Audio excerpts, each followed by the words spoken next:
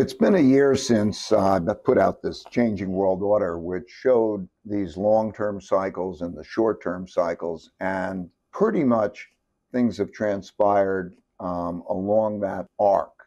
In other words, three big things. The creation of a lot of debt and printing of money, which has produced an inflation acceleration, which has raised the tightness of monetary policy and affected markets. Second, the internal conflicts between the left and the right and the political developments.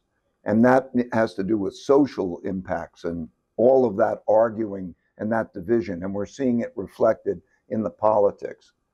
And third, the great power conflicts. So we've seen the war with Russia develop. And then we've seen also, of course, the tensions and the approaching of a greater conflict with China, as there is a struggle for the power of the world and the changing world order. So that power, that arc, is continuing in the broad sense. And so we're at the brinks of these things.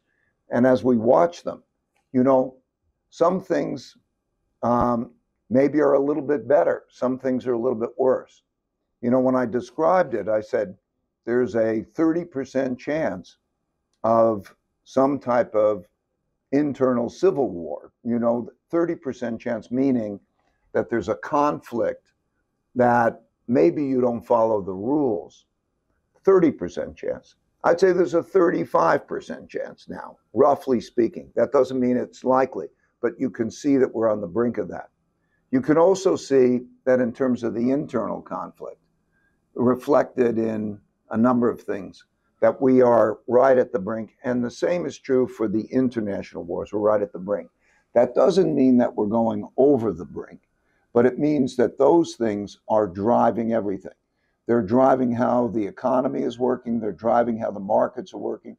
They're driving how inflation is taking place. They're driving how the world is evolving in terms of its various parts and the internal conflicts. So by and large, we're watching these episodes take place as this is transpiring.